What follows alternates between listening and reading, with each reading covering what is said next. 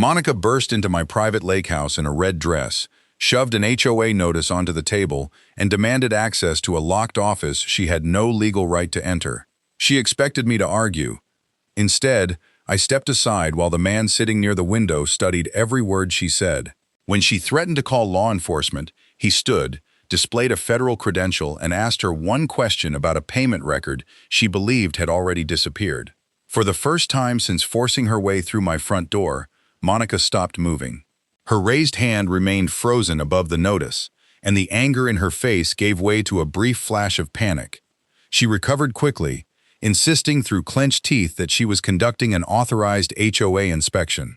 Then she pointed toward the locked office and claimed it contained records connected to unauthorized shoreline construction.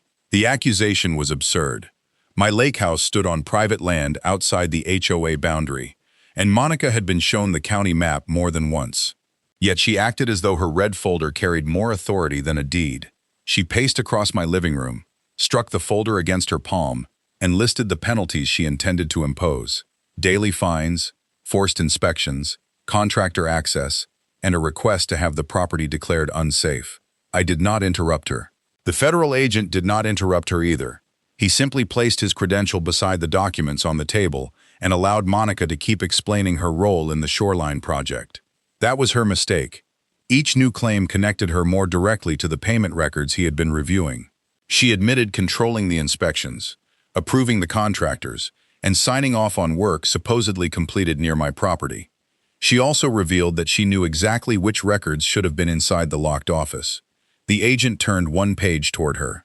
At the bottom was her signature beneath a certification that federal funds had paid for erosion control work along my shoreline. No such work had ever been performed. Monica stared at the page, then shifted her attention toward the front door. But before she could move, the agent placed a second document beside the first, a county map showing that the land used in her funding application had never belonged to the HOA. The lake house had never been part of the HOA, and Monica knew it. I had bought the property 12 years earlier, after selling a smaller parcel on the north side of my ranch. The house sat on 6 wooded acres beside the lake, connected to the rest of my land by a narrow private road. It was not a vacation rental or an investment project. It was where I kept family records, ranch documents, and the tools I used to maintain the shoreline. The deed described every boundary in plain language. County tax records listed me as the sole owner. The official plat placed the HOA subdivision on the opposite side of the access road, with its authority ending more than 200 feet before my gate. Monica had received copies of those records during an earlier dispute, so her claim that she could inspect the house was not a misunderstanding. For years, the arrangement caused no trouble. HOA residents used a public boat launch farther south, while I maintained my own dock and shoreline. Then the association announced a major erosion control project. Residents were told the work would stabilize the lakefront, protect property values, and qualify for outside funding. Monica became the board member responsible for contractor access, shoreline inspections, and project records. That was when her interest in my property changed. At first, she sent polite-looking notices asking me to allow survey crews onto the land. I declined and attached the county plat. A week later, she sent another notice claiming that my shoreline was part of a shared environmental zone. When I challenged that statement, she stopped describing her requests as voluntary. Monica began referring to my house as a non-compliant lake structure. She claimed my dock, retaining wall, and locked office interfered with the project. None of those claims appeared in the county records, and no inspector had contacted me. Still, I saved every letter. People dealing with an HOA dispute should never rely on memory when a dated notice, camera clip, or property record can preserve the truth. That habit would soon matter far more than I expected. The first real warning came when I compared Monica's project map with the county plat. Her version extended the HOA boundary across my access road, through my front yard, and all the way to the water. It did not look like a simple drafting error. The new line had been drawn carefully enough to include my shoreline, my dock, and the locked office where I stored the oldest property files. 3 days later, a contractor called and said Monica had already authorized work on my land. The contractor arrived the next morning with 2 pickup trucks, a compact excavator, and a printed work order bearing Monica's name. I met the crew at the gate before they crossed onto my land. Their supervisor showed me a site plan that labeled my shoreline as Section C of the HOA erosion project. The drawing included my dock, the retaining wall beside the house, and a strip of land running directly past the locked office. According to the work order, the crew had permission to remove vegetation, dig drainage trenches, and install heavy stone along the water. I told them the property was private and that the HOA had no authority there. Then I showed the supervisor the county plat on my phone. He studied it longer than Monica ever had and immediately ordered his workers to shut down the excavator. For several minutes, I believed that would end the matter. It did not. Before the crew could leave, Monica's red SUV turned onto the private road. She stepped out wearing a scarlet jacket and carrying the same red folder she used at every confrontation. Her face tightened when she saw the idle equipment. She marched toward the supervisor, pointed at the shoreline, and insisted the project had already been approved. I kept my security cameras recording and said very little. Monica produced an HOA notice claiming I had obstructed an authorized environmental improvement. The document threatened a $500 penalty for each day the crew was denied access. It also stated that the association could recover legal fees, equipment delays, and contractor costs from me personally. The supervisor asked her for proof that the HOA controlled the land. She did not show him a deed, easement, county authorization, or court order. She showed him the altered project map. The crew left anyway. By noon, Monica had taped the violation notice to my gate. That afternoon, she emailed a second copy and added a demand for keys to the boathouse, the main house, and the locked office. She described the office as a restricted project area and claimed her inspection team needed immediate access to verify shoreline compliance. The locked office was not near the shoreline. It sat inside the house behind a solid oak door. I used it to store old deeds, tax files, maintenance receipts, survey notes, and records from the previous owner. Monica had never been inside the room, yet her notices referred to it more often than the dock or retaining wall she supposedly wanted to inspect. That detail stayed with me. Over the next week, her demands became more aggressive. A third notice accused me of maintaining an unauthorized structure near protected water. A fourth alleged that my refusal to cooperate could place neighboring homes at risk. Neither document cited a county code, environmental order, or valid HOA covenant. I answered each notice in writing. I attached the deed, the county plat, and a clear statement that no HOA representative or contractor had permission to enter the property. I also requested the legal authority supporting every demand. Monica never provided it. Instead, she began appearing at the gate. On the first visit, she photographed my house from the private road.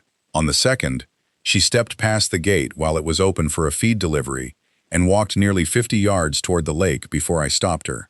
On the third, she brought 2 HOA employees and directed them to photograph the retaining wall through the trees. The cameras captured every visit. They also captured Monica pointing toward the house and making repeated gestures at the window of the locked office. I installed an additional camera above the rear entrance and replaced the ordinary lock on the gate with a heavy steel chain. I photographed the property line markers, saved copies of every notice, and created a timeline recording the date and time of each incident. 2 days later, I found the chain hanging loose. It had not been cut. Someone had removed the connecting pin from the gate hinge, allowing the gate to swing open without touching the lock. Tire marks led from the road to the side yard. Near the dock, fresh orange paint marked 3 trees and a section of the retaining wall. A laminated HOA authorization had been fastened to one of the trees. The document claimed that the board had approved temporary access for environmental assessment. It carried Monica's signature and the names of 2 other board members. At the bottom, a paragraph stated that refusal of entry would be treated as interference with federally supported shoreline work. That was the first time any of her notices mentioned federal support. I checked the camera footage. At 6:18 that morning, Monica's SUV stopped outside the gate. She stepped out in a red raincoat, examined the chain, and walked along the fence until she reached the hinge. A man in a contractor vest removed the pin with a wrench. Monica then waved 2 vehicles through as though she were opening property she owned. The footage showed the group walking around the lake house, photographing the dock, measuring the retaining wall, and placing orange marks on the trees. One worker approached the rear door. Monica pointed toward the office window, then tried the handle herself. The door was locked. She pressed her face close to the glass and remained there for almost a minute. Later that morning, she sent me another email.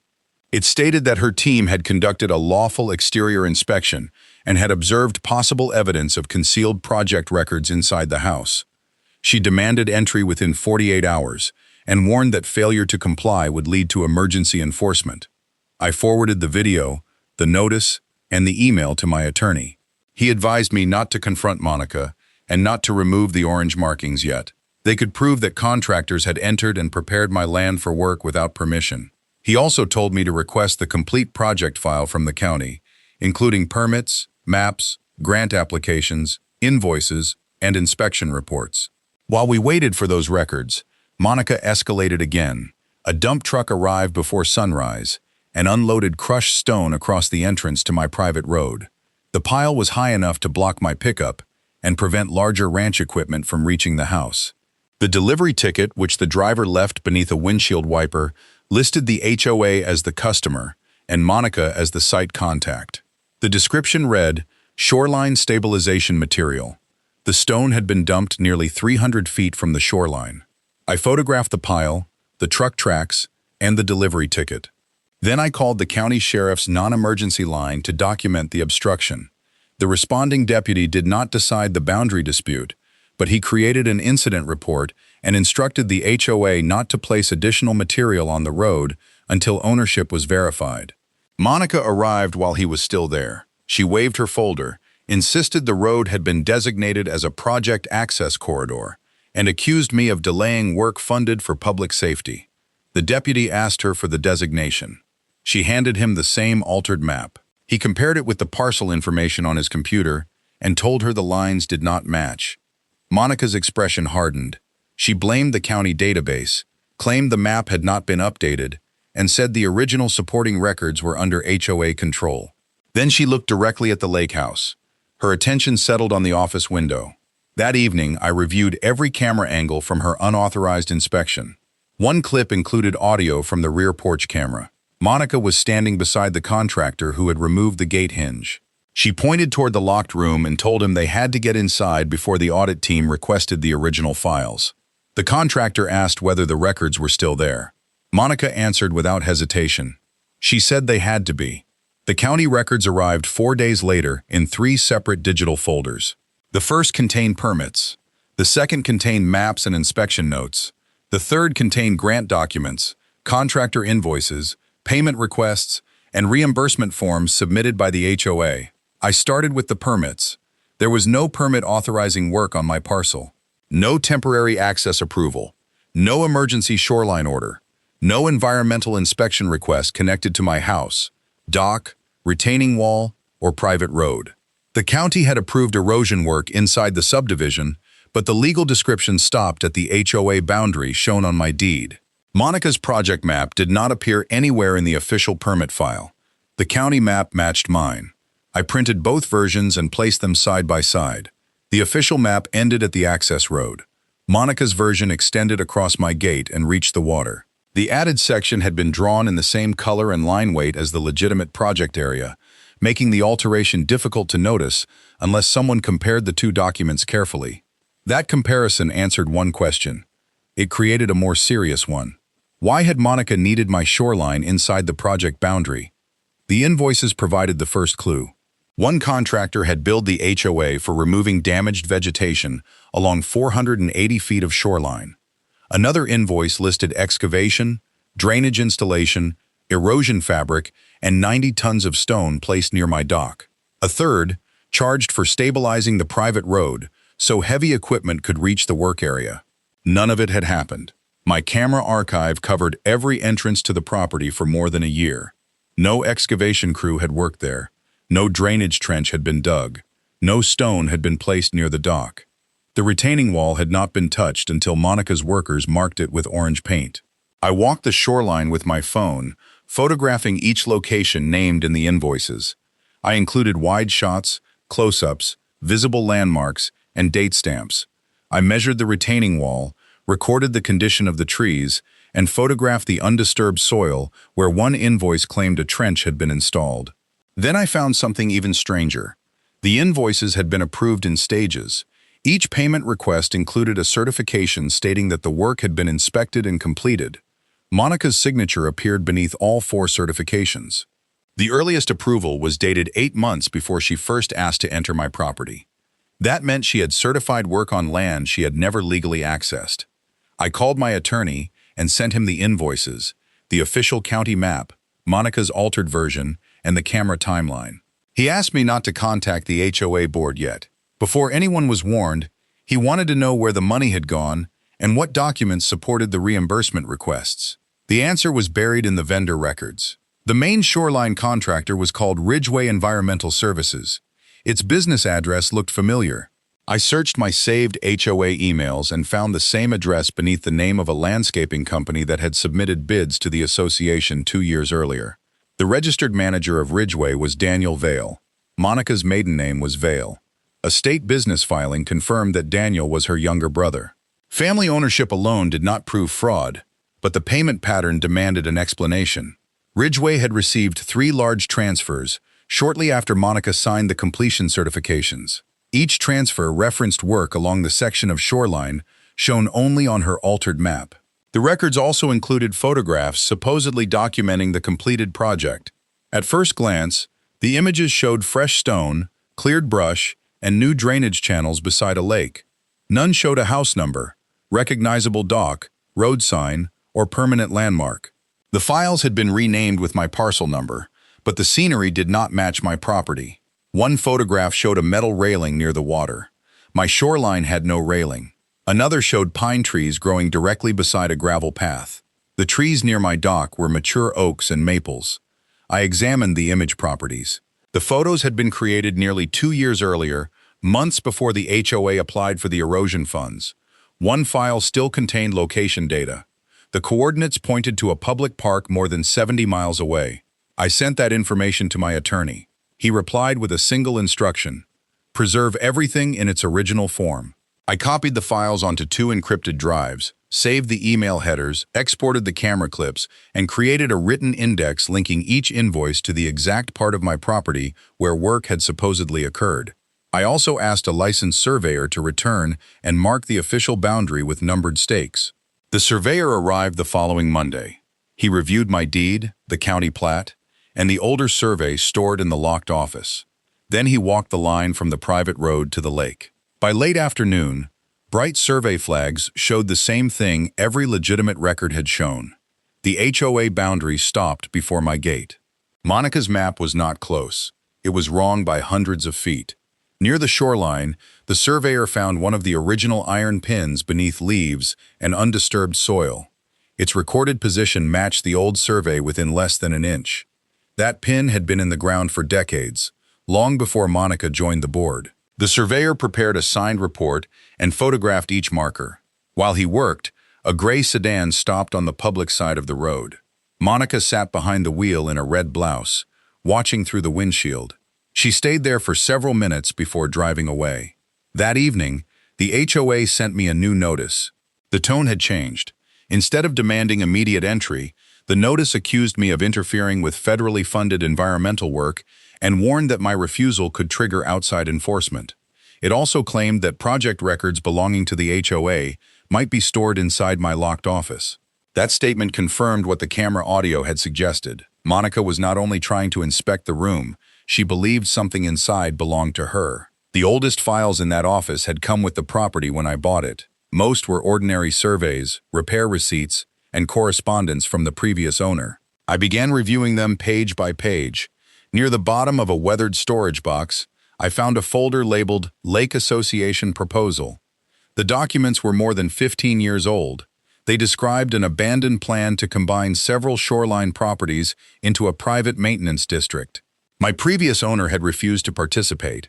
A signed letter clearly stated that his land would remain outside any future association boundary. Attached to that letter was an original survey and a draft easement that had never been executed. One page carried a handwritten note from an attorney. It warned that no association could claim access, construction rights, or grant eligibility using the parcel unless the owner signed a new agreement. No such agreement existed. The next morning, my attorney contacted the agency listed on the reimbursement forms. He did not accuse Monica of anything. He simply asked whether federal funds had been issued for work described on privately owned land and offered to provide the deed, survey, photographs, and camera records. An investigator called me that afternoon. He asked detailed questions about the shoreline, the contractors, the altered map, and the locked office. He also asked whether anyone from the HOA had attempted to remove, change, or obtain original property records. I told him about the gate hinge, the unauthorized inspection, Monica's repeated demands, and the recording in which she said they had to enter before the audit team requested the files. There was a long pause. Then he asked me not to tell Monica or the board that we had spoken. 2 days later, he arrived at the lake house carrying a plain black case and government identification. We spent nearly an hour reviewing the deed, the original survey, the photographs, and the invoices. Then he opened one of the federal reimbursement files and placed it beside the old property records. The parcel number matched mine. The certification signature belonged to Monica. But the payment authorization contained one more name, someone inside the HOA who had approved the transfer after claiming to have personally inspected work that had never existed. The second name on the payment authorization belonged to the HOA treasurer, but the investigator was more interested in the line directly above it. That line identified the source of the money. The shoreline project had not been funded only by resident assessments. More than half of the reimbursement came through a federal watershed program designed to reduce erosion and protect public water systems. To receive that money, the HOA had certified that it controlled every parcel listed in the application and that inspectors had verified the completed work. Neither claim was true. The investigator explained the problem in simple terms. Monica had used my parcel to make the project appear larger and more expensive. Her altered map added hundreds of feet of shoreline to the application. The invoices then claimed federal money had paid for excavation, drainage, vegetation removal, and stone installation on land the HOA did not own. My survey proved the boundary. My cameras proved the work never occurred. The photographs submitted for reimbursement had been taken at another location, and the old letter in my locked office proved the association had been warned years earlier that it held no construction or access rights on the property. That was why Monica wanted the room opened before the audit. The files inside did not belong to the HOA. They threatened the story she had placed in the funding application. The investigator asked whether Monica knew I possessed the original letter. I could not prove that she had seen it, but her behavior suggested she knew some document existed. She had ignored the dock, the retaining wall, and every other part of the alleged project while repeatedly demanding access to one locked room. He made digital copies of the original survey and the attorney's letter. He also collected copies of the altered map, the false completion photographs, the invoices signed by Monica, and the videos showing her directing contractors through my gate. Before leaving, he asked me to keep the originals secured and avoid changing my normal routine. He did not promise an arrest or immediate charges. Federal investigations did not work that way. The agency still needed to verify the payment trail, interview the contractor, and determine who knowingly approved false information. But the HOA's project could now be suspended. The investigator contacted the county and the federal program office that afternoon. By the following morning, further reimbursements had been frozen pending review. The county also began checking whether Ridgeway Environmental Services had performed any of the work listed in its invoices. Monica noticed the change almost immediately. She sent 3 emails before noon. The first demanded confirmation that I had not contacted outside agencies. The second accused me of spreading false claims about the project. The third warned that an emergency inspection of my lake house would occur within 24 hours. My attorney advised me not to respond, beyond repeating that she had no permission to enter. The investigator returned the next day to review one final set of documents. We sat at the dining table with the original files between us. His government vehicle was parked behind the boathouse, hidden from the private road. That was when Monica arrived. She crossed the porch in a red dress, ignored the posted notice denying HOA access, and forced the unlocked front door open before I could reach it. She threw her violation notice onto the table and demanded the key to the office. She believed the evidence was still hidden behind that locked door. She did not realize it was already open on the table in front of a federal agent. Monica froze when the federal agent placed his credential beside the open file. For several seconds, she said nothing. Then she tried to recover by claiming the intrusion was part of an emergency HOA inspection. She pointed at the locked office, accused me of hiding project records, and insisted that the association had legal authority over the entire shoreline. The agent did not argue. He asked who had approved the contractors. Monica said she had. He asked who had verified the work. Monica said she had reviewed the inspection reports personally. He asked whether she recognized the altered map on the table. She glanced at it and admitted that it was the version used for the funding application. Each answer tightened the record around her. The agent turned over the invoices, the reimbursement certifications, and the photographs taken 70 miles away. Then he placed the original county survey beside Monica's map. The difference was impossible to explain as a minor error. Her version had moved the project boundary across my road, through my yard, and onto shoreline the HOA had never controlled. Monica changed her story. She claimed the treasurer had handled the money.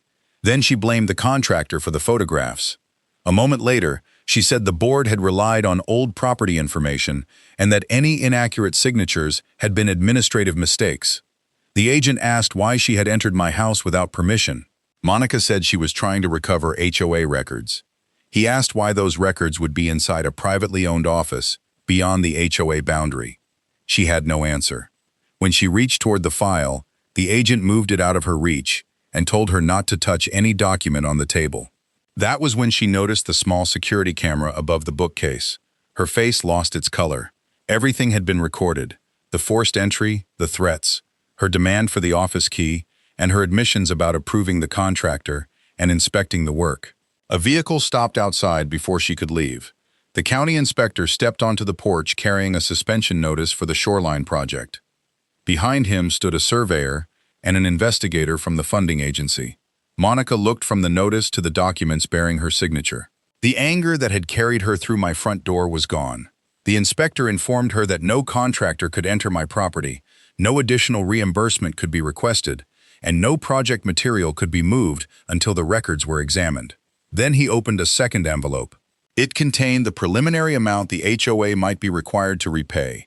The preliminary repayment figure was $186,400.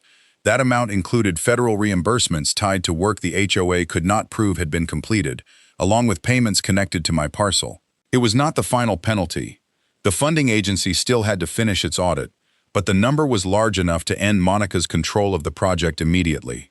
Within a week, the HOA board voted to remove her from every committee connected to contracts, inspections, and finances. Ridgeway Environmental Services lost the shoreline contract and was ordered to preserve its billing records. The treasurer resigned after investigators requested his emails and bank transfer approvals. The association also had to clear the crushed stone from my road, repair the gate hinge, remove every orange marking, and pay for a new survey. After negotiations through our attorneys, it reimbursed my legal expenses and the cost of restoring the entrance. The board issued a written notice confirming that my house, dock, road, and shoreline were outside HOA jurisdiction. Monica stopped sending violation letters. The federal investigation continued for months. I was never told every detail, but the final audit required the HOA and its contractor to repay a substantial portion of the project money. The case was also referred for further review because the altered map, false photographs, and completion certifications could not be dismissed as simple clerical mistakes. My lake house remained exactly where it had always been, on land protected by a valid deed, an original survey, and records Monica had hoped to reach before anyone else saw them. She entered my home expecting anger, confusion, and surrender. What she found instead was a complete evidence trail and a federal agent already reading her signature. I did not protect my property by shouting louder than the HOA. I protected it by saving every notice, keeping the cameras running, checking the county records, and refusing to treat confidence as legal authority. When someone crosses a boundary, the strongest response is often not revenge. It is proof. Share your thoughts on Monica's actions, and subscribe for more stories about property owners who stayed calm, documented everything, and made the truth impossible to ignore.